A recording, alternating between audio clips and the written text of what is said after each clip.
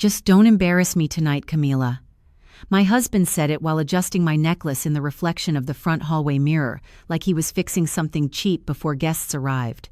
Then his mother laughed softly from the dining room and added, "Honestly, dear, maybe let the successful people handle the business conversations tonight."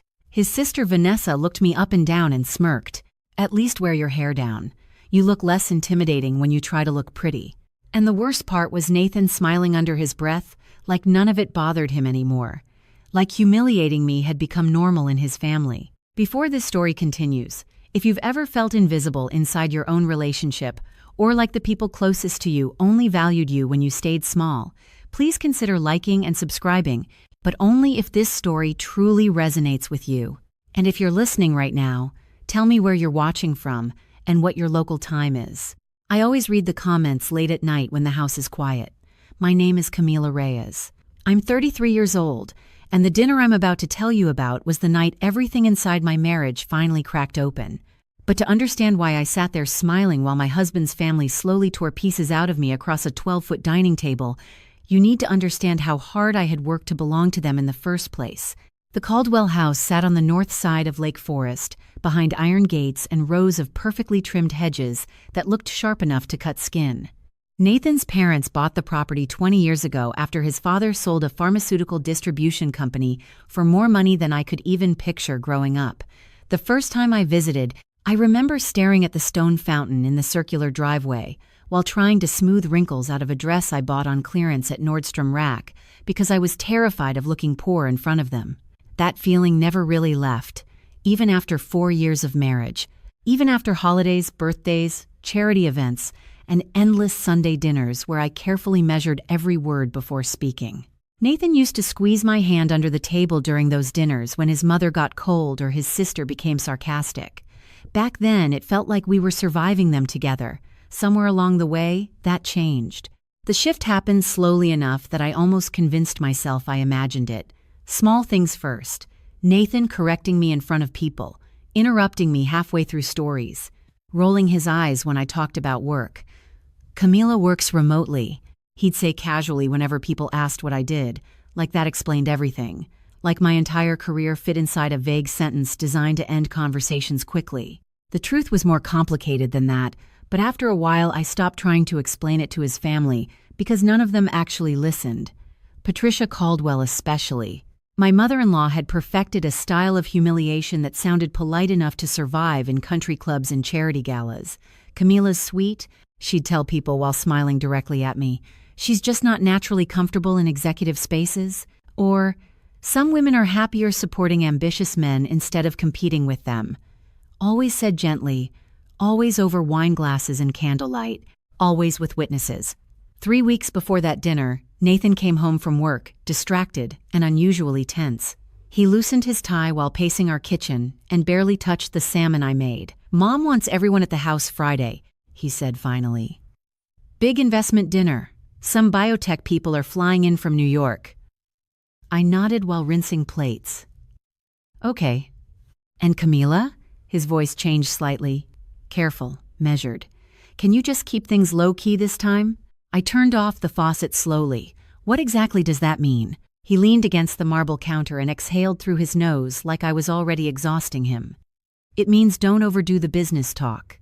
My parents already think you try too hard sometimes."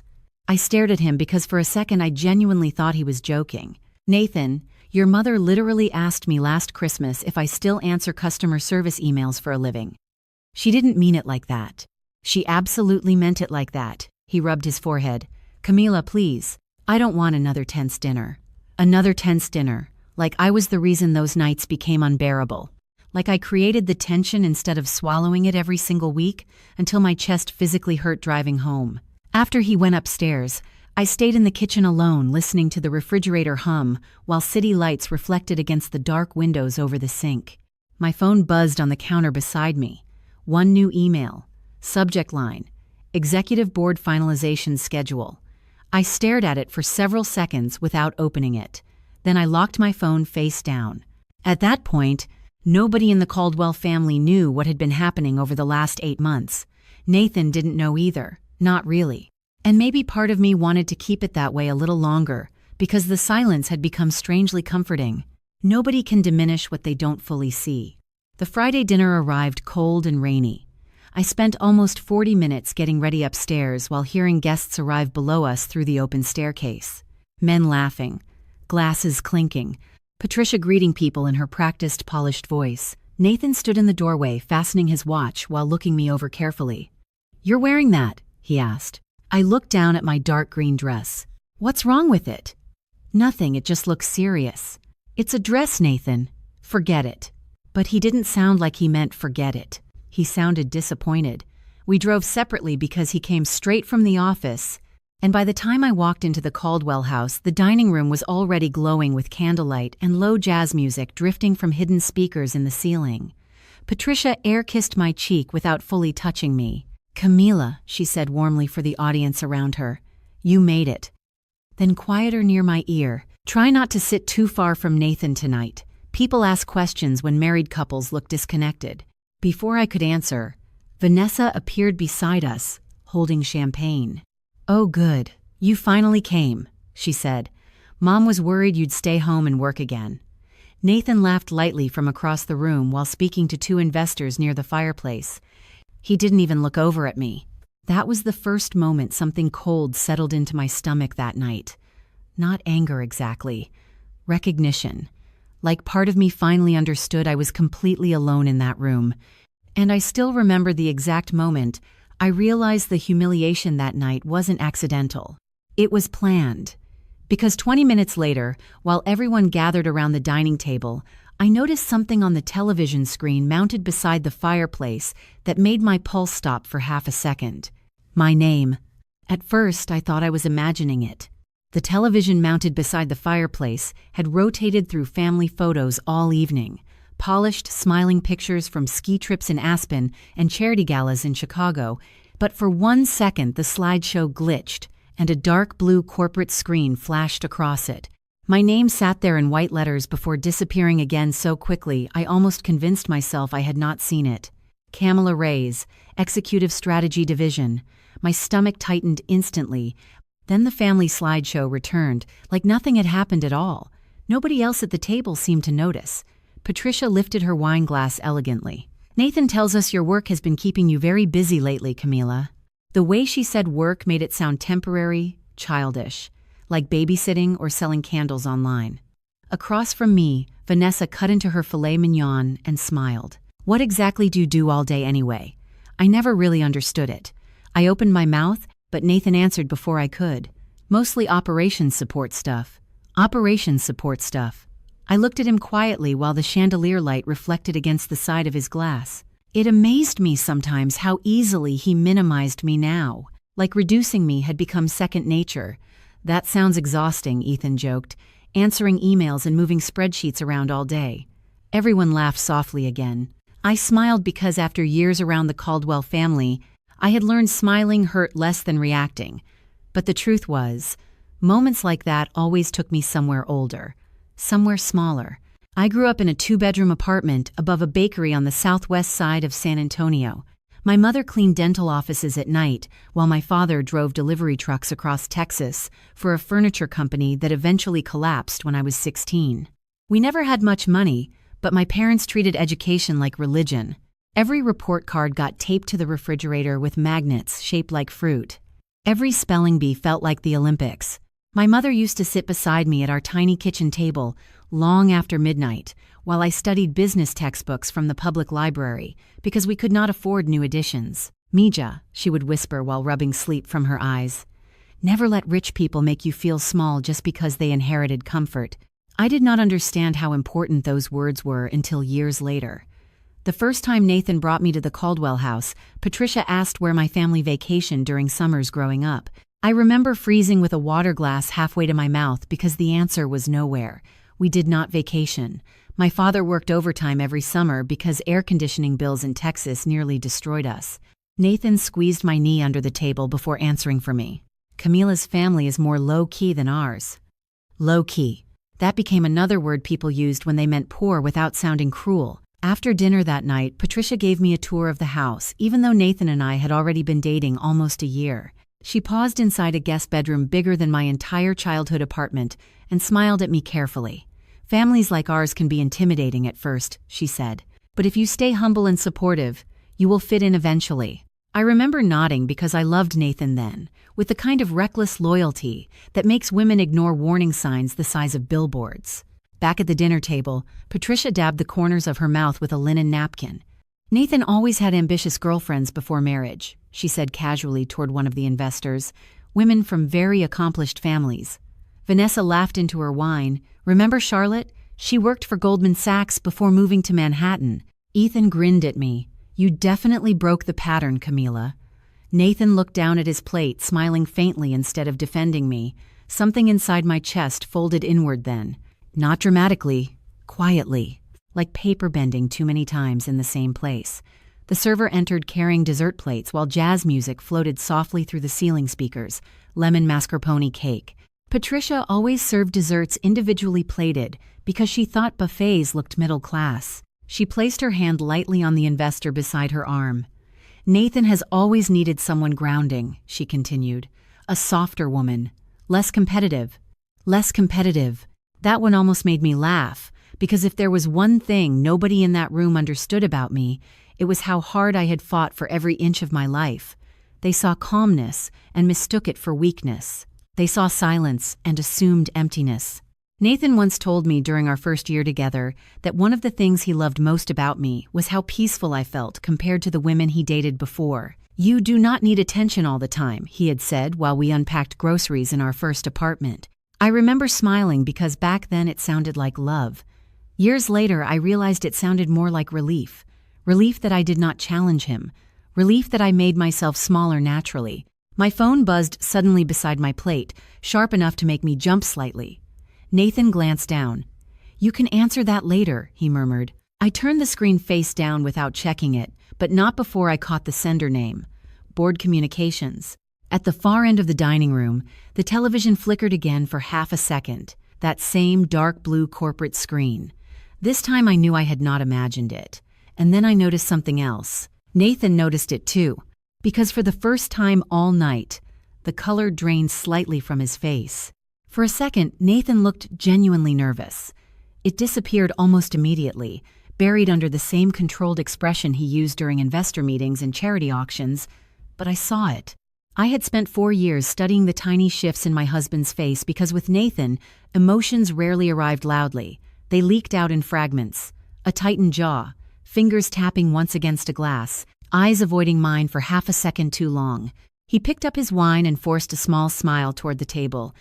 "Probably another business update," he said casually. "My father keeps financial news running during these dinners." But he was lying. I could hear it in the thinness of his voice. Patricia leaned back in her chair, diamonds flashing against candlelight.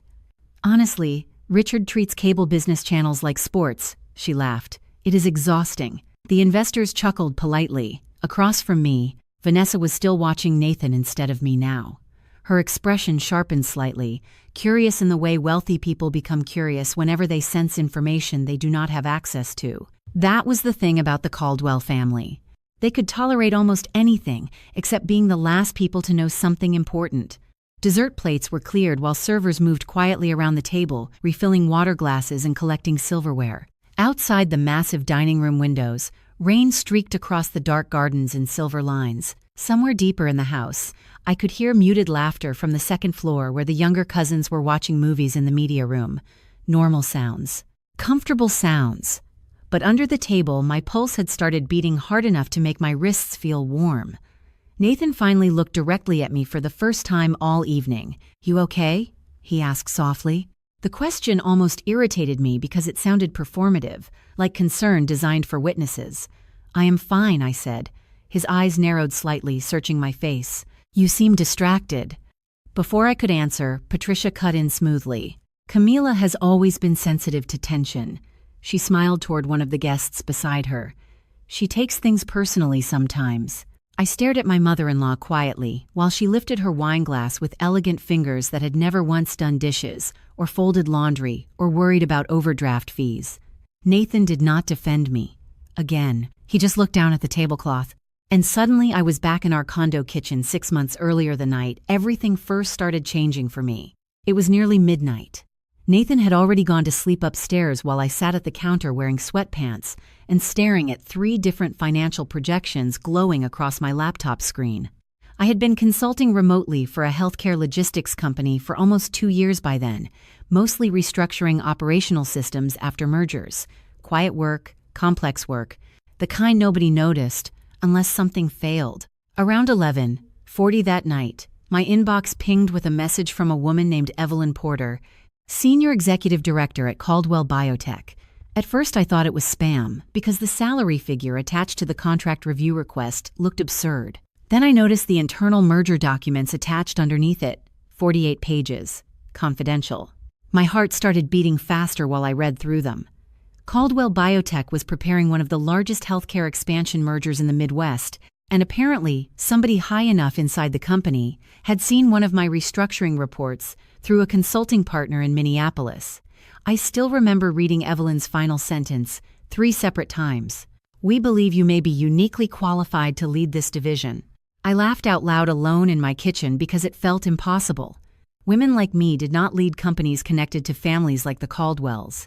Women like me quietly fixed problems behind the scenes while men accepted awards in Navy suits. Nathan came downstairs for water around midnight and found me still staring at the screen. "Why are you smiling like that?" he asked sleepily. I turned the laptop toward him. "A biotech company contacted me." He squinted at the email. "Caldwell Biotech?" "Yes," he gave a low whistle. "That is serious money." Then he kissed the top of my head and added casually, "Maybe they need help organizing calendars or operations flow." Organizing calendars. I remember the exact feeling that moved through my chest then. Not anger, disappointment, small but sharp. Because even my husband's imagination for me stopped at assistant-level work. I closed the laptop slowly. "It is more strategic than that." Nathan nodded absent-mindedly while grabbing bottled water from the refrigerator. "Still, good for you, babe." Then he went back upstairs without asking another question. He never asked what happened after that either. Not during the 6 months of interviews, not during the endless negotiations, not during the overnight flights to Boston and Seattle and New York that I disguised as consulting trips, because every time I tried discussing bigger ambitions with him, he seemed uncomfortable in ways I could never fully explain. Almost threatened. Back in the dining room, Vanessa pushed her plate away and smiled toward me too brightly. "You have been traveling a lot lately, right, Camila?" There it was, the shift, the first crack in the room. Patricia looked over immediately. "Traveling?" Nathan's eyes flickered toward me again. I kept my voice calm. "Mostly work meetings." Vanessa tilted her head carefully. "Interesting." Ethan laughed lightly. "What kind of meetings require flights to New York every other week?" The room suddenly felt quieter even though nobody had technically stopped talking. I picked up my water glass slowly. The kind covered by non-disclosure agreements. Silence. Actual silence this time. Patricia blinked once. Nathan stared at me harder now, confusion beginning to replace confidence. Then the television behind them flickered again. Not a glitch this time. A live broadcast banner slid across the bottom of the screen in bright blue letters, Special Executive Announcement. And before anybody could reach for the remote, my phone buzzed one more time against the table. Final confirmation approved. The buzzing against the table sounded impossibly loud in the silence. Nobody moved at first. My phone kept vibrating beside my plate while the blue banner crawled across the television screen behind Patricia's shoulder. Special Executive Announcement. Nathan reached for his wine too quickly and nearly knocked it over. "Can somebody change the channel?" he asked sharply, but one of the investors near the fireplace laughed. "Wait, this might be the merger update." Nobody grabbed the remote after that. The room shifted subtly, attention turning toward the television, the way people instinctively look toward flashing lights on a highway. I slowly picked up my phone and locked the screen before anyone could see the message. Final confirmation approved. Welcome to Executive Strategy Leadership. My pulse was beating so hard now I could feel it in my throat. Across the table, Vanessa narrowed her eyes slightly. "You knew something was happening tonight." It was not a question. Nathan looked at me immediately. "Camila?" I kept my voice calm. "I knew there was an announcement scheduled. Patricia let out a soft laugh that sounded too controlled. About what exactly? Before I answered, the television volume suddenly rose on its own as the broadcast switched into live coverage from a conference hall in downtown Chicago. Bright lights, corporate banners, a stage framed in navy blue and silver. The anchor smiled into the camera. Tonight, Caldwell Biotech officially confirms the final executive appointments overseeing the Midwest expansion merger, expected to generate over $800 million in projected growth over the next 5 years. Richard Caldwell straightened immediately at the head of the table. Nathan's father rarely showed visible emotion, but now even he looked interested. "Turn that up," he said quietly. Nathan stared at the screen with a strange tension pulling across his face. Then, slowly, very slowly, realization started moving behind his eyes. I saw the exact second it happened. He remembered the flights, the late-night calls, the locked office door in our condo, the confidential documents he once accidentally saw on our kitchen counter before I slid them away. "Camila," he said under his breath, almost too quietly for anyone else to hear. I looked at him calmly, but did not answer. And suddenly, all the little lies he told about me over the years started replaying inside my head with painful clarity. She mostly handles support work. Camila is not really interested in leadership. She prefers low-pressure projects. Tiny reductions repeated so often, they became accepted truth, even by me sometimes. I remembered one charity dinner 18 months earlier when Patricia introduced me to one of her friends as Nathan's sweet but very simple wife. I laughed politely back then because Nathan squeezed my hand under the table afterward and whispered, "Do not take Mom seriously." But later that night when we got home, I asked him quietly why he never corrected people when they underestimated me. He loosened his tie in front of the bathroom mirror and shrugged. "Why does it matter what they think?" I remember staring at him through the reflection. "Because you let them think I am small." He sighed heavily, like I was creating unnecessary drama. "Camila, not everything needs to become a statement about respect." That sentence stayed with me for years, because respect was easy to dismiss when you had always received it naturally. For people like Nathan, rooms opened automatically. Nobody questioned his intelligence before he spoke. Nobody asked if he belonged at executive tables. Meanwhile, I spent years making myself softer, quieter, and easier to digest for his family, because every time I showed ambition, somebody subtly punished me for it. Vanessa mocked my work clothes. Patricia called me intense. Nathan accused me of overthinking things, little corrections over and over until I stopped volunteering pieces of myself entirely. On the television, the anchor continued speaking, while graphics about the merger flashed behind her. Sources inside Caldwell Biotech described tonight's leadership appointments as unexpected and highly strategic. Ethan laughed lightly from the far side of the table. "Watch them announce another 60-year-old guy named Robert." Nobody laughed with him this time. Patricia was still watching me now, carefully, studying my face the way wealthy people study contracts before signing them. "Camila," she said slowly, "what exactly have you been working on these last few months?" Nathan interrupted too quickly. "Mom, she consults." "That is all. That is all." Something inside me finally hardened hearing him say it again, not because he did not know the truth, because deep down, I think part of him never wanted to know. If he acknowledged what I was actually becoming, then the version of our marriage he felt comfortable inside would disappear, the supportive, quiet wife, the uncomplicated wife, the wife who stayed safely behind him. The anchor on television smiled toward the camera again. And now, Caldwell Biotech confirms the appointment leading the executive strategy division, overseeing the integration phase of the merger. My entire body went still. Around me, silverware clinked softly against china. Rain tapped the windows. Somewhere upstairs, a child laughed faintly. Ordinary sounds continuing while my entire life tilted beneath me. Nathan looked at me one last time, panic finally visible now. "Camila," he whispered. Then my photograph appeared across the television screen, beside the words, "Executive Strategy Director," and the room collapsed into silence. Nobody spoke for at least 3 full seconds after my face appeared on the television. I remember the exact sound filling the silence afterward, rain tapping softly against the windows, ice shifting inside somebody's whiskey glass, the faint electrical hum from the chandelier above the dining table.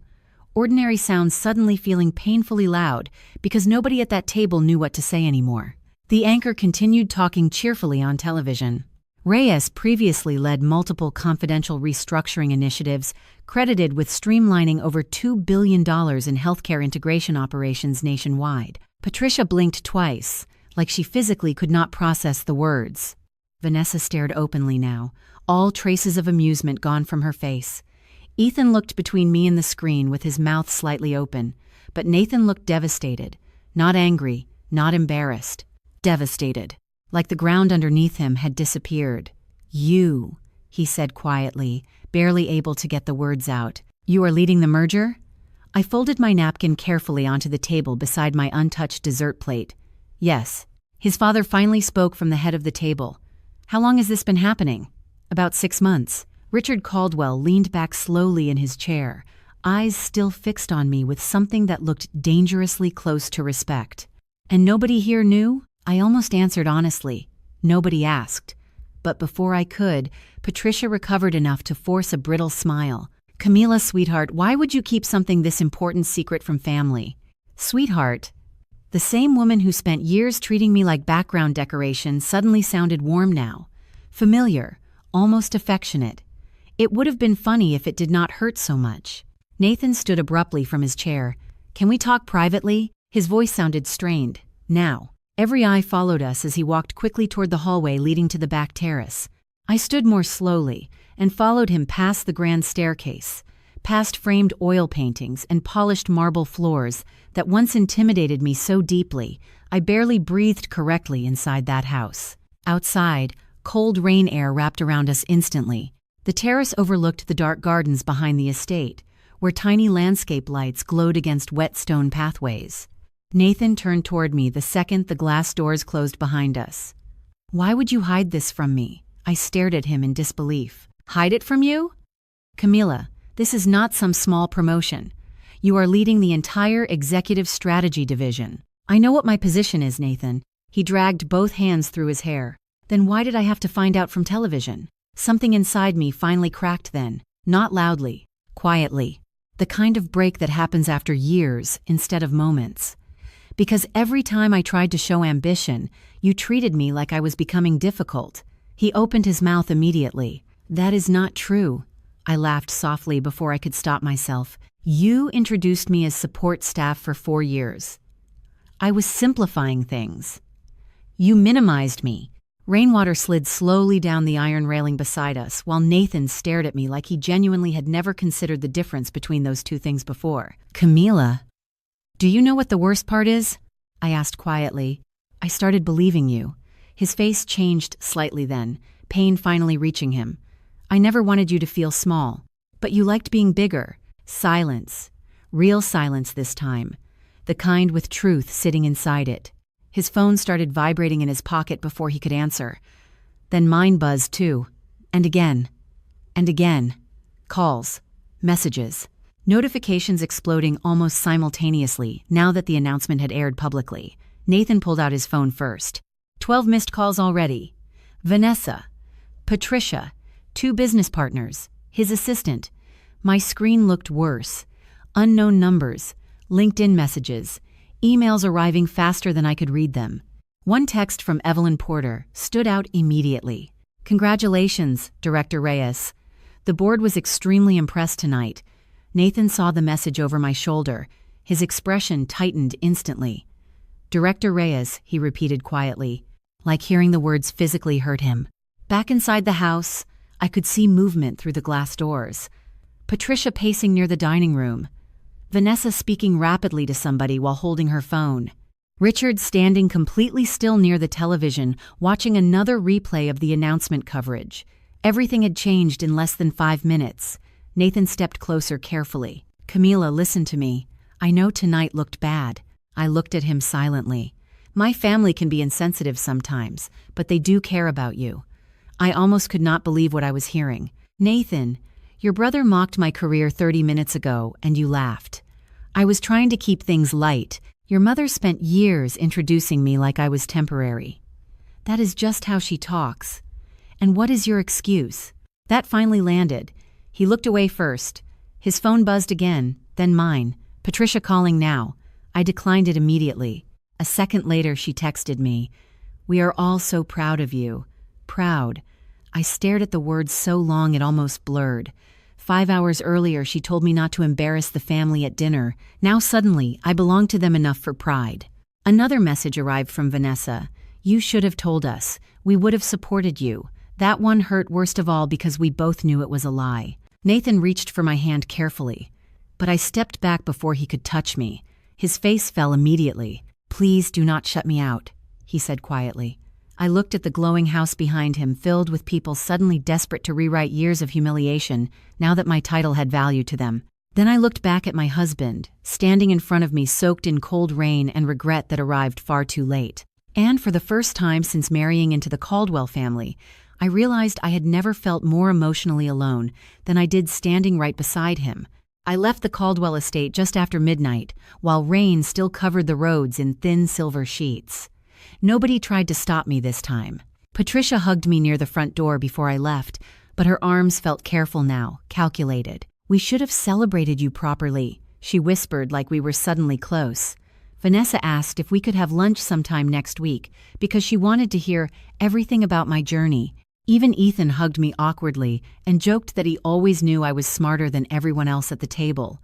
It was astonishing how quickly humiliation turned into admiration once money and status became visible. Nathan followed me outside carrying my coat even though I did not ask him to. Camila, please let me drive home with you. I shook my head while unlocking my car. I need space tonight. I can fix this. That sentence almost broke my heart because he still thought the problem started at dinner, like the damage happened in one evening instead of slowly across years.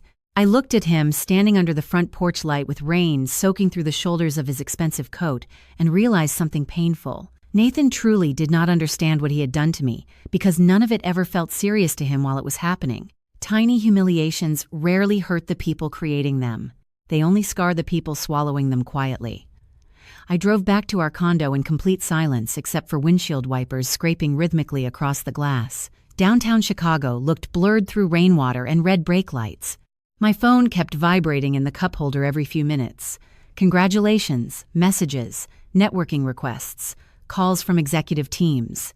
Messages from people who suddenly found me impressive now that television graphics confirmed my value publicly. Around 1:10 inches the morning, my phone lit up again with Nathan's name. I let it ring until voicemail picked up. Then another call came 3 minutes later. Then another. Finally, a text arrived. I am sorry. Another one followed almost immediately. I did not realize how much I hurt you. That one stayed on my screen longer than the others because part of me believed he meant it. But another part of me kept remembering every moment he chose comfort over defending me. Every time he laughed along instead of speaking up. Every time he told me not to make things tense when his family insulted me right in front of him. By the time I parked in our condo garage, exhaustion sat inside my body like wet concrete. I walked upstairs slowly, heels in one hand, purse sliding off my shoulder. The apartment smelled faintly like coffee and cedar from the candle I forgot to blow out that morning. Everything looked exactly the same. Gray sectional couch, framed wedding photo near the bookshelf, Nathan's running shoes beside the kitchen island. But somehow the apartment no longer felt like home. I sat on the edge of the bed without turning on lights and stared at the city skyline outside our bedroom windows. The silence felt enormous. Around 2 in the morning, my phone rang again, but this time it was my mother. I answered immediately. Mija? Her voice sounded soft and sleepy. I just saw the news. Something inside me loosened hearing her. Yeah. Your father woke me up saying, that is our daughter on television. I laughed weakly before tears finally came without warning. Quiet tears, exhausted tears, the kind that arrive after holding yourself together too long. My mother stayed silent for a moment before speaking carefully. What happened tonight? I wiped my face with the sleeve of my sweater. I think I lost my marriage. She sighed softly on the other end of the line. No, Camila, you lost the version of yourself that kept shrinking for people who never deserved it. I closed my eyes because hearing that hurt more than anything Nathan said all evening. After we hung up, I walked into the bathroom and slowly removed my makeup under bright vanity lights that made me look older than 33. Tired, hollowed out. My phone buzzed again on the marble counter. This time it was an email from Nathan. Subject line, please read. I stared at it for several seconds before opening it. Camila, I know tonight exposed things I should have seen years ago. I know I failed you in ways I did not fully understand until now. I love you. Please come home tomorrow so we can talk. Home tomorrow. I sat there staring at those words while cold water ran softly into the sink, because I was already home. Yet somehow I had never felt more abandoned inside my own life. Over the next few days, Nathan kept trying. Flowers arrived at my office. Long emails filled with apologies. Handwritten notes left outside conference rooms when he knew I was in meetings downtown. One note simply said, "I miss my best friend." Another said, "I am trying to understand everything now." But every apology felt strangely late. Like somebody arriving with umbrellas after years of standing beside you in storms, pretending rain was not falling. Meanwhile, the internet turned me into a success story overnight. Business blogs reposted the announcement. Women from across the country sent messages saying, "My promotion inspired them." Former classmates congratulated me online. Strangers respected me more in 72 hours than my husband's family had in 4 years. And somehow that hurt too. Because beneath all the attention and success and congratulations, I still woke up each morning beside an empty half of the bed. Nathan started sleeping in the guest room after our third failed conversation because neither of us knew how to speak naturally anymore. One night, around 3 a.m, I walked into the kitchen for water and found him sitting alone at the counter in darkness. He looked up slowly when he heard me. "I do not know how to fix this," he admitted quietly. Neither did I. But for the first time in years, I was finally starting to understand that maybe healing would not begin with saving my marriage. Maybe it would begin with saving myself. 3 months after the dinner at the Caldwell estate, my life no longer looked recognizable from the outside. I started waking up before sunrise most mornings in a quiet apartment that finally belonged to me emotionally, even if Nathan's clothes still hung in the guest room closet untouched. Chicago winter had settled across the city by then. Gray skies. Wind sharp enough to sting your face walking from parking garages into office towers. I bought myself a navy wool coat with my first executive bonus and wore it every morning while carrying coffee through downtown streets filled with people rushing toward buildings made of glass and steel. Nobody there knew me as Nathan Caldwell's wife. Nobody there introduced me as sweet or simple or supportive. Inside those conference rooms, people waited for me to speak before making decisions. The first board meeting I led alone happened on a Tuesday at 7:30 in the morning. 22 executives sat around a polished walnut table overlooking Lake Michigan, while presentation screens glowed blue against the walls. I remember standing outside the conference room beforehand, staring at my reflection in the dark glass doors. Black blazer. Hair pulled back neatly. Silver earrings my mother mailed me after the television announcement because she said successful women deserve jewelry they bought for themselves. My hands shook slightly before I walked in. Evelyn Porter noticed immediately. "Nervous?" she asked quietly beside me. I gave a small laugh. "Terrified." She smiled. "Good." Confident people stop preparing. Then she opened the doors and nodded toward the room. "Go lead your meeting, Camila." Nobody interrupted me once during that presentation. Nobody smiled politely while waiting for a man to explain my ideas louder. Nobody asked if I was too emotional, or too sensitive, or too intense. They took notes while I spoke. Actual notes. Afterward, one of the senior finance directors stopped me near the elevators. "That restructuring model was brilliant," he said casually while checking messages on his phone. "You probably saved the company 18 months of operational chaos." I thanked him politely, but the compliment stayed with me the entire train ride home because I realized something strange. Respect sounded almost quiet when it was genuine. No performance, no manipulation, no condescension hidden inside praise. Meanwhile, my marriage existed in a careful, fragile state that neither Nathan nor I knew how to define anymore. We still lived together technically, but our conversations became polite and measured like strangers sharing an expensive hotel suite. He started cooking dinner more often after work. Small gestures, grilled salmon, pasta with roasted vegetables. Once I walked into the kitchen and found fresh tulips in a glass vase beside the sink because he remembered they were my favorite. "You did not have to do this," I told him softly. Nathan looked down while drying a plate with a dish towel. "I know." That answer hurt worse somehow. One night, he stood quietly in my office doorway while I reviewed merger projections on dual monitors. "Can I ask you something honestly?" he said. I nodded without looking up yet. "When did you stop trusting me?" The question sat heavily between us. Finally, I closed my laptop slowly, probably around the time I realized you were more comfortable being admired than being challenged. Nathan stared at the floor for several seconds after that. I never wanted to compete with you. You did not compete with me, I said carefully. You erased parts of me so you could stay comfortable. He nodded once like he already knew. Then he walked away without defending himself for the first time since I met him. Some nights I still cried quietly after he fell asleep because grief does not disappear, simply because clarity arrives. I miss the version of Nathan who once held my hand during crowded parties and kissed my forehead while I worked late at kitchen tables, in tiny apartments before wealth and status complicated everything. But missing someone and trusting them were not always the same thing anymore. Patricia kept trying too. Weekly phone calls, invitations to charity luncheons, care packages arriving at the condo with handwritten notes tucked inside expensive bakery boxes. Proud of you, sweetheart. We always knew you were destined for wonderful things. I never answered those messages directly, not because I hated her, because I finally understood that some people only offer warmth after your value becomes useful to them. Around early March, Evelyn asked me to fly to Seattle for a leadership summit involving 3 hospital networks preparing to join the expansion project. You are presenting the integration strategy personally, she said while handing me the itinerary. The board specifically requested you. Requested you. Those words still startled me sometimes. At the airport, Nathan helped lift my suitcase into the trunk of the car before driving me toward O'Hare through freezing rain. We barely spoke for most of the ride. The city blurred gray outside the windows, while soft jazz played quietly through the speakers. Finally, near Terminal 3, Nathan tightened both hands around the steering wheel and asked softly, "Do you think there is still a future for us?" I looked out at planes moving slowly across wet runways before answering. I think there might be a future for me now. I am still figuring out if you belong inside it. He closed his eyes briefly like the honesty physically hurt, but he nodded anyway. When I stepped out of the car, icy wind rushed across the curbside pickup lane while travelers hurried past dragging rolling luggage through puddles.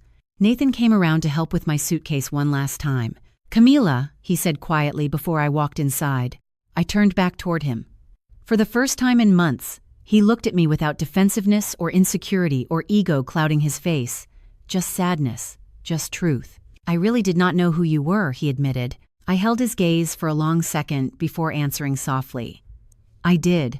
I just spent years hoping you would eventually care enough to find out." Then I walked into the airport carrying my laptop bag over one shoulder while departure screens glowed above thousands of moving strangers. And somewhere deep inside me, beneath all the grief and exhaustion and rebuilding, I finally felt something unfamiliar beginning to grow again. Possibility. Seattle changed something in me. Maybe it was the cold salt air coming off Elliott Bay every morning, when I walked from the hotel toward the convention center with my laptop bag over one shoulder and my executive badge clipped neatly against my coat. Or maybe it was hearing people say my name inside rooms where nobody already assumed my value based on my husband's last name. The summit lasted 4 days inside a glass tower downtown overlooking the water. Hundreds of executives moved through those hallways wearing dark suits and conference lanyards, while giant digital screens rotated merger schedules and integration projections across the walls. On the first morning, I stood alone in front of a mirror inside the women's restroom adjusting the silver nameplate attached to my navy blazer. Camila Reyes, Executive Strategy Director. I touched the letters lightly with my fingertips because some part of me still had not fully caught up to my life yet. A woman washing her hands beside me glanced over and smiled. "You are the Reyes handling the Midwest integration?" I nodded carefully. "I saw your restructuring proposal last month," she said. "People are talking about it everywhere upstairs." Then she left before I could even respond properly. I remember staring at the mirror afterward longer than necessary because for years I had trained myself to enter rooms quietly. Small, forgettable. Now suddenly people recognized me before I spoke. That kind of shift changes something deep inside a person, whether they admit it or not. The second day of the summit, I led a strategy panel with executives from 3 hospital networks and 2 pharmaceutical partners. The ballroom lights felt almost blinding from the stage. Rows of round tables stretched across the room filled with investors typing notes into tablets, while waiters moved silently between coffee stations near the back wall. I stood behind a podium wearing a fitted charcoal suit. Evelyn helped me pick out in Chicago because she said authorities should never look apologetic. The future of healthcare integration is not speed, I said into the microphone, while presentation graphs glowed behind me across a 40-foot screen. It is trust. If operational systems collapse under pressure, patients pay the price before shareholders do. Nobody interrupted. Nobody smiled politely while waiting for somebody else to explain my point louder. They listened. After the panel ended, a group of executives approached almost immediately near the stage stairs. Business cards. Question. Invitations to private networking dinners. One older executive from Boston shook my hand firmly and said, "You are going to run one of these companies someday." 5 years ago, hearing that would have terrified me. Now it only made me strangely calm. That night, back in my hotel room, I loosened my heels beside the window, while downtown Seattle glowed below through rain-covered glass. My phone buzzed with another message from Nathan. "Hope the panel went well today." I stared at the message for several seconds before answering. "It did. Thank you." A minute later, he replied again. "I saw your picture on the conference website. You looked happy. Happy." The words stayed with me because I realized he had not seen me look truly happy in years. Not relaxed at dinner parties, not during family holidays, not even inside our marriage toward the end. Somewhere between trying to earn acceptance from his family and trying not to threaten his ego, I stopped sounding like myself entirely. The next morning, Evelyn met me downstairs near the hotel cafe, carrying 2 coffees and a folder thick with contracts.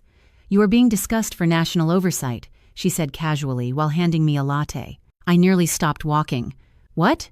"Nothing official yet, but after this summit, people upstairs are paying attention." She glanced sideways at me while we crossed the lobby. "Do not look so shocked. You earned this. Earned this." Those words mattered more than compliments ever did, because nobody in my life had ever handed me anything without conditions attached. Back home in Chicago, things between Nathan and me remained careful but quieter now. Less defensive, more honest.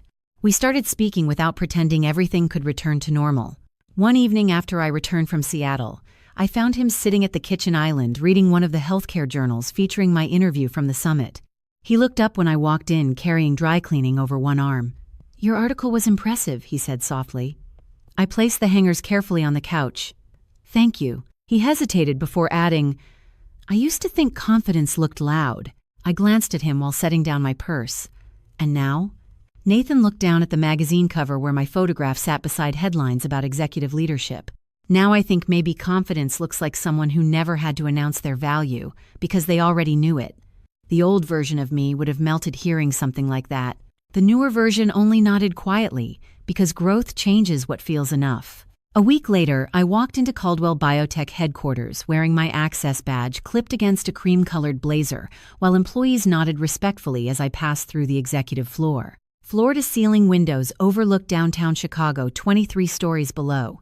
Assistants greeted me by title now. Conference rooms paused when I entered. My office door finally received its permanent engraved plate that afternoon. Executive Strategy Director Camila Reyes. I stood there staring at it, while workers finished tightening the final screws into the wall. One of the younger assistants smiled nearby. "Looks good on you," she said lightly. I smiled back, but deep inside something emotional moved through me, because nobody in the Caldwell family would ever fully understand what that little metal sign represented. Not status, not money, proof. Proof that I existed beyond the role they assigned me. Proof that I had always been more than the quiet wife sitting politely at the edge of their dining table.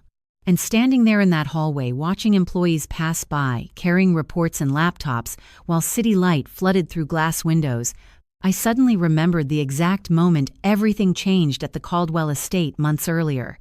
The television screen. The silence. Nathan staring at me like he had never really seen me before.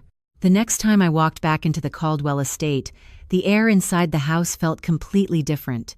Not warmer, careful. Like everyone had silently agreed to handle me with more precision now that they understood who I was professionally. Patricia invited me personally this time. A formal charity dinner benefiting pediatric healthcare expansion programs connected to Caldwell Biotech.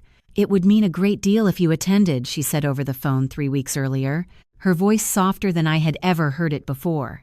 "The board members would love to meet you properly." Properly. That word stayed with me long after the call ended. I arrived just after 7, wearing a black tailored dress and a cream wool coat folded over one arm, while snow drifted lightly across the front driveway outside. The same iron gates, the same stone fountain, the same house that once made me feel like an outsider pretending to belong. But this time the valet opened my car door and immediately recognized me. "Good evening, Director Reyes." I thanked him quietly while handing over my keys, but I still noticed Patricia watching from inside the entryway through the glass doors. She hurried toward me almost immediately when I stepped inside. "Camila," she kissed my cheek carefully. "You look beautiful." Behind her, crystal chandeliers reflected warm gold light across crowded rooms filled with investors, physicians, executives, and local politicians. Expensive perfume and soft piano music drifted through the house. The same environment that used to exhaust me emotionally now felt strangely manageable because for the first time I was not there begging silently for acceptance. People approached within minutes. Handshakes, introductions, questions about merger projections, and healthcare expansion timelines. A senator from Illinois complimented my leadership article from the Seattle summit. One executive from Boston asked if I would consider speaking at a national operations conference in May. Everywhere I turned, people addressed me directly now, instead of through Nathan. That part still felt surreal sometimes. Nathan found me near the wine table about 20 minutes after I arrived. Dark gray suit, blue tie, slight shadows under his eyes like he had not been sleeping well. He stopped beside me quietly while guests moved around us holding champagne glasses and conversation. "You came," he said softly. I looked at him evenly. "Your mother invited me." A small, sad smile crossed his face. "A few months ago she would have invited me and assumed you would follow." The honesty in that sentence caught me off guard. Nathan reached for 2 glasses of sparkling water from a passing tray and handed me one automatically, like muscle memory still existed between us somewhere. "Thank you," I murmured. He nodded once. For a moment, neither of us spoke. Then he glanced across the crowded ballroom where people kept turning toward me every few minutes. "You fit here differently now." I took a slow sip of water before answering. "No, I just stopped believing I needed permission to belong." His expression tightened slightly because I think he understood exactly what I meant. Across the room, Vanessa stood speaking with 2 women near the staircase while occasionally glancing toward me. Not with mockery anymore. Something closer to insecurity. Earlier that afternoon, she texted asking if we could start over as sisters. I never answered, not out of cruelty. I simply no longer trusted relationships built suddenly on admiration after years of dismissal. Around 8:30, guests moved toward the main ballroom for speeches and fundraising announcements. Round tables covered in ivory linen filled the room beneath towering floral arrangements and candlelight. A massive digital presentation screen stretched across the stage at the far end. Nathan pulled out my chair automatically when we reached our table, but I noticed something immediately that made my stomach tighten slightly. My name card sat beside Richard Caldwell at the center table, not beside Nathan, directly beside his father. Strategic placement, public placement, symbolic placement. Patricia noticed me looking at it. "The board requested seating adjustments," she explained lightly. "You are one of the key executives tonight." Nathan lowered himself slowly into the chair beside mine. Quietly, almost under his breath, he said, "You used to sit near the back with the spouses." I met his eyes for one brief second. I remember. The ballroom lights dimmed as the first speaker approached the stage. Applause echoed softly through the room while servers poured wine beside flickering candles. Around us, conversations lowered into polite murmurs. I listened carefully while healthcare initiatives and expansion numbers filled the room, but underneath all of it I could feel tension building steadily inside my chest, because something about the evening felt too polished, too deliberate. Halfway through the second speech, Richard leaned closer toward me. "After tonight's final announcement, there will probably be additional press coverage." I frowned slightly. "Final announcement?" Before he could answer, Patricia interrupted from across the table. "Richard, not now," but I noticed the quick look they exchanged afterward. The kind married people share when they already discuss something privately beforehand. Nathan noticed it too. "What announcement?" he asked immediately. Nobody answered him directly. On stage, another executive stepped toward the microphone while presentation graphics shifted across the giant screen behind him. "Ladies and gentlemen," he announced warmly, "before tonight concludes, Caldwell Biotech would like to formally recognize one individual whose leadership fundamentally transformed the direction of this organization over the last year." My pulse slowed strangely instead of speeding up. Around the ballroom, conversations stopped completely. Nathan turned toward me slowly now, confusion mixing with concern across his face. Patricia folded her hands tightly in her lap. Richard stared straight ahead at the stage without blinking. And then the giant presentation screen behind the speaker flickered once before my photograph appeared across the entire ballroom. My photograph filled the giant screen above the ballroom so suddenly that for one strange second, the entire room looked frozen beneath it. The image had been taken during the Seattle summit. Dark blazer, conference badge clipped against my lapel, calm expression. Beneath the photograph, white letters stretched across the screen. Camila Reyes, Executive Strategy Director, National Expansion Leadership Appointment. Around the ballroom, soft conversations disappeared completely. I could hear silverware lightly touching china somewhere near the back tables. The speaker on stage smiled warmly into the microphone while the spotlight shifted toward our table. Over the last year, this executive quietly led one of the most successful healthcare integration restructures in recent company history. Nathan stared at the screen first, then slowly at me. His expression was not embarrassment anymore. It looked closer to grief. Patricia sat unnaturally still beside Richard, fingers folded tightly against her lap. Vanessa blinked rapidly while looking between me and the screen like she was trying to recalculate years of assumptions all at once. The speaker continued. Under her leadership, operational efficiency increased by 43% across 3 regional systems, while preserving patient care continuity during one of the most complex mergers in the industry. Applause began spreading slowly through the ballroom. Respectful, controlled, executive applause. Not loud, but enough. I felt Nathan's attention still fixed on me while people around the room started turning toward our table fully now. One of the investors leaned toward Richard and whispered something that made him nod quietly without taking his eyes off the stage. Then the speaker smiled again. "Please join us in recognizing the woman many inside this company now consider one of the most influential strategic leaders of the next generation." The spotlight landed directly on me, warm light across my face, hundreds of eyes. For years, rooms like this terrified me because I thought visibility meant danger. Tonight it felt strangely calm. Patricia touched my arm gently. "Camila," she whispered carefully, "you should go up there." Months ago she would have introduced me as Nathan's quiet wife. Now her voice carried almost cautious respect. I stood slowly from my chair while applause continued around the ballroom. My heels clicked softly against polished floors as I walked toward the stage through rows of round tables and glowing candles.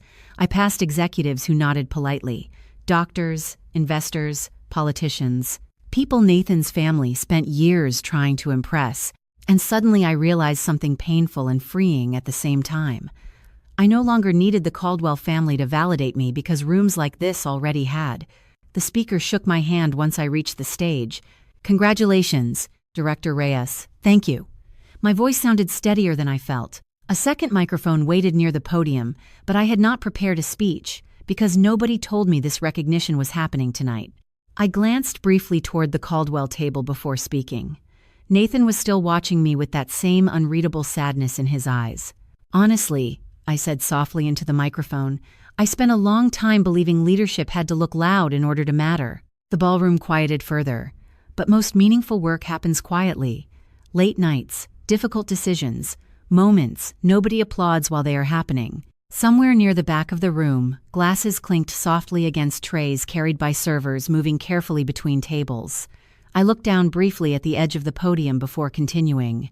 And sometimes the hardest part is continuing to believe in your own value while people around you fail to see it clearly. Silence again. Heavy silence this time. Not uncomfortable. Honest. I did not raise my voice. I did not look directly at Nathan or Patricia or Vanessa. I did not need to. "I learned something important this year," I said. "You can spend years shrinking yourself to fit inside other people's expectations and still never truly earn their acceptance. Eventually, you realize the problem was never your size. It was their willingness to see you fully. Across the ballroom, I noticed Patricia lower her eyes toward the tablecloth. Nathan looked like he physically could not breathe correctly anymore. The speaker beside me gave a small, respectful nod, like even he understood this speech was no longer really about business. I finished simply. I am grateful for the people who challenged me professionally, believed in me consistently, and taught me that quiet does not mean weak. Then I stepped back from the microphone, while applause filled the room again. Stronger this time, longer. When I returned to the table, nobody spoke immediately. Nathan stood automatically to pull out my chair before I sat down. Small gesture, familiar gesture. But his hands shook slightly while doing it. Finally, Richard cleared his throat softly. "Your mother would be very proud tonight," he said carefully.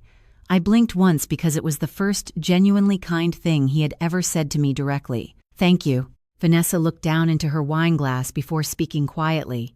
"I do not think any of us understood who you really were." I met her eyes calmly. "That is because none of you were listening. Nobody argued with me. Not even Patricia, especially not Patricia." The ballroom lights softened while another speaker approached the stage for the next presentation, but the atmosphere at our table had already changed permanently. Not because of my title, because the truth finally sat openly between all of us now. Nathan looked at me for a long moment before speaking under his breath quietly enough that only I could hear him. "I spent years asking you not to make me uncomfortable." His voice tightened slightly. "I think the truth is, I was terrified you would outgrow me." And somehow hearing him finally admit that hurt more than every humiliation that came before it. The rest of the charity dinner moved forward like nothing unusual had happened, but the energy around our table never fully recovered. Conversation stayed careful now, controlled. Every time another executive approached to congratulate me, I could feel the Caldwell family watching quietly beside me, almost studying the version of me they had somehow missed for years. A physician from Minneapolis stopped near our table after dessert and shook my hand warmly. "Director Reyes, your restructuring model is being discussed in 3 different hospital systems already." "That is kind of you to say," I answered politely. "Not kind," he said with a smile. "Accurate." Then he nodded respectfully toward Richard before walking away. The silence afterward felt heavier than before. Vanessa adjusted the bracelet around her wrist without looking directly at me. "People really admire you," she said quietly. I took a sip of water before answering. "Some do." She nodded slowly like she was trying to understand how the woman she once mocked for working behind a laptop somehow became the most respected person in the room. Patricia finally leaned toward me once the surrounding conversation softened again. "Camila," she said carefully, "I know there are things we need to apologize for." Her voice sounded sincere. That was what made it complicated. Months ago, I would have given almost anything to hear accountability from her. Now it only made me tired. "There are," I answered calmly. Nathan looked down at his folded hands beside his plate. Richard remained quiet, but his expression had changed too. Less distant, almost reflective. Patricia inhaled slowly before continuing. "I think sometimes we underestimated you because you never tried to prove yourself to us." I met her gaze evenly across the candlelight. "No," I said softly. "You underestimated me because it was more comfortable than taking me seriously." The honesty landed heavily at the table. Nobody interrupted me. Nobody called me dramatic or sensitive this time. Patricia blinked once and lowered her eyes toward the tablecloth. "You are right," she admitted quietly. Hearing those words should have felt satisfying. Instead, they just felt late. Across the ballroom, servers cleared dessert plates, while soft piano music drifted through hidden speakers near the stage. Snow continued falling outside the giant windows overlooking the gardens. The entire evening looked elegant from a distance, but emotionally it felt like standing inside the aftermath of something collapsing slowly. Nathan finally spoke after several long seconds. "Camila," his voice sounded rough now, "I need you to understand something." I turned toward him calmly. He swallowed once before continuing. "I never wanted you to feel invisible." I almost smiled hearing that because intention and impact had lived separate lives inside our marriage for years. "But I did feel invisible," I said gently. "Almost all the time." He nodded immediately like he could not argue anymore. "I know that now." Another silence settled between us. Not hostile, honest. Vanessa reached for her wine glass carefully. "I used to think you were distant because you did not like us," she admitted quietly. "I did try," I answered. "For years." Her face changed slightly at that. "Regret, real regret this time. I know." Richard finally cleared his throat beside me. "Camila," he said in his deep measured voice, "there is a difference between intelligence and presence. You always had both. We simply failed to recognize it." I looked at him in surprise, because men like Richard Caldwell rarely admitted mistakes aloud, especially not emotional ones. "Thank you," I said softly. But even as apologies moved around the table, I noticed something strange happening inside me. I was no longer emotionally reaching for their approval.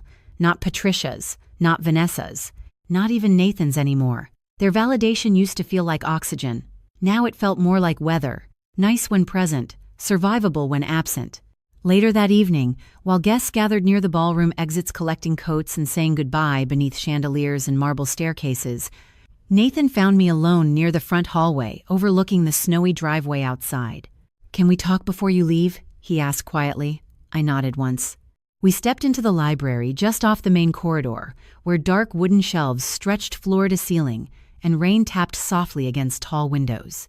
The room smelled faintly like old paper and cedarwood. Nathan closed the door behind us gently, before leaning both hands against the back of a leather chair.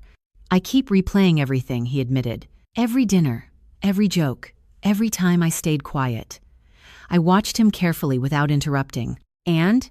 He looked exhausted now, older somehow. "And I hate the version of myself that existed inside those moments." That sentence stayed suspended quietly between us. I crossed my arms lightly against my coat.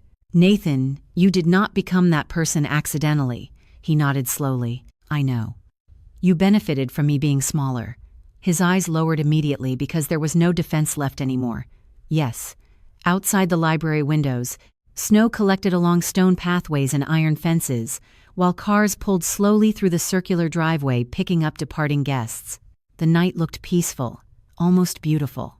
Nathan stepped closer carefully. "I cannot change what I did," he said quietly, "but I am trying to become someone who would never do it again." I believed him. That was the difficult part. I believed his regret was real now. But trust damaged slowly does not heal simply because truth finally arrives. "I hope you do become that person," I said softly.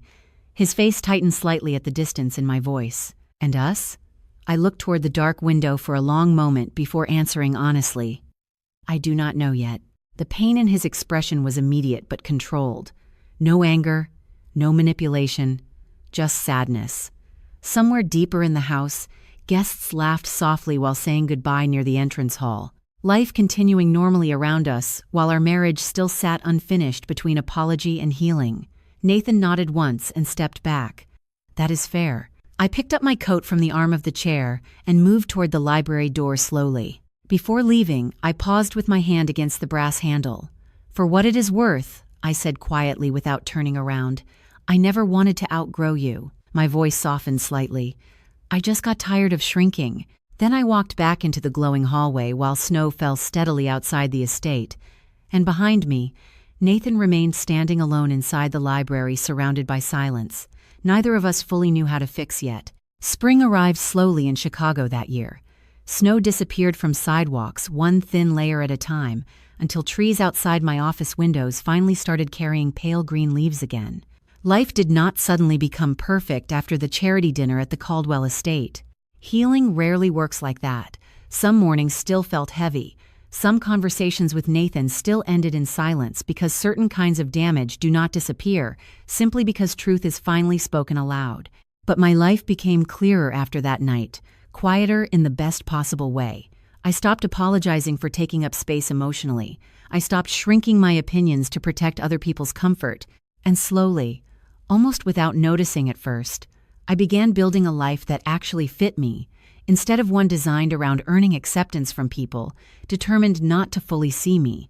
Nathan and I started therapy together 2 months later, not because everything magically healed between us, but because for the first time in our marriage, honesty finally entered the room before pride did.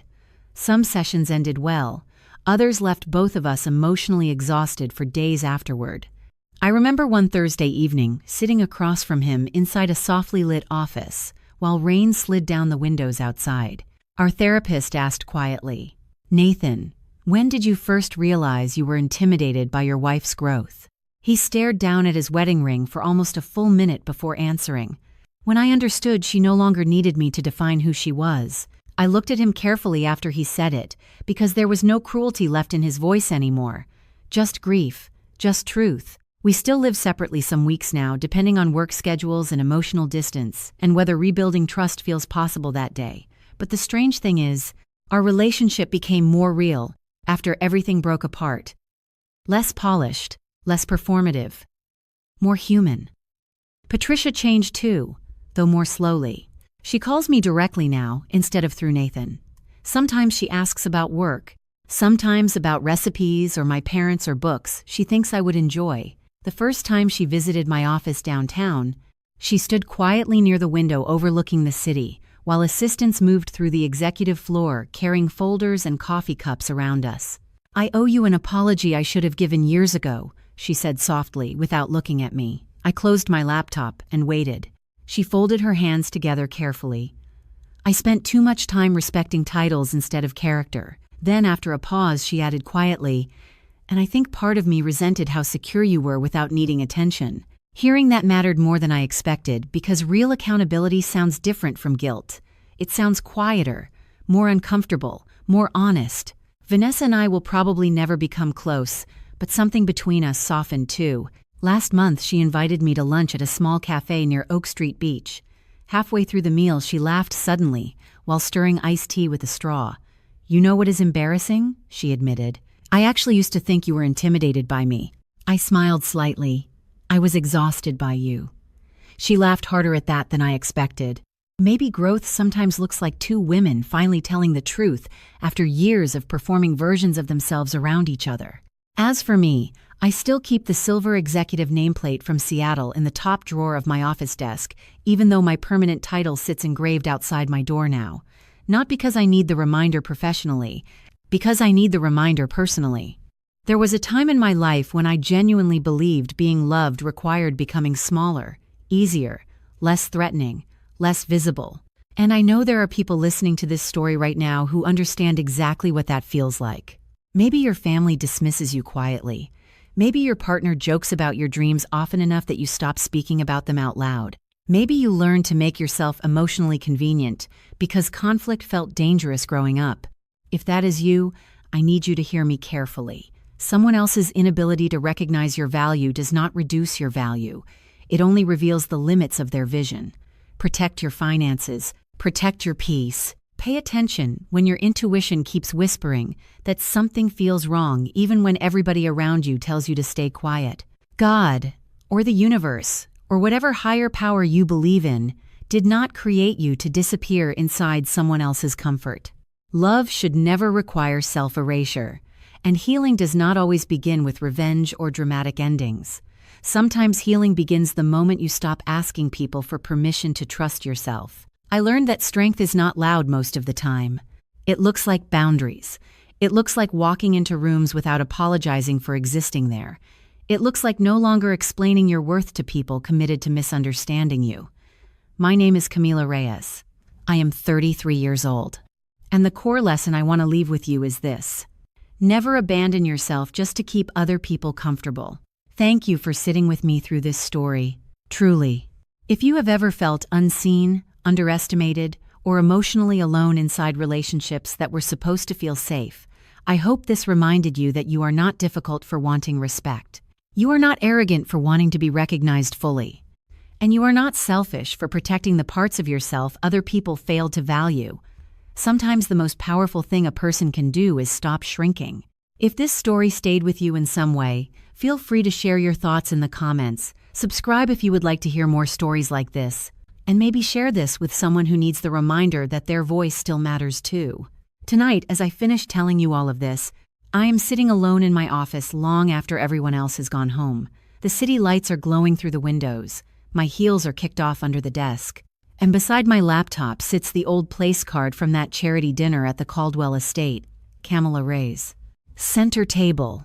I kept it because sometimes healing is not about forgetting who hurt you. Sometimes it is about finally seeing yourself clearly enough that their opinion no longer decides your future. And if this story touched something deep in your heart tonight, there are more stories waiting for you in this channel that explore the quiet battles people survive behind closed doors every single day. Stories about betrayal, healing, dignity, family, and the moment people finally choose themselves again. So if you are not ready to leave yet, stay a little longer with us. The next story might feel closer to your life than you expect.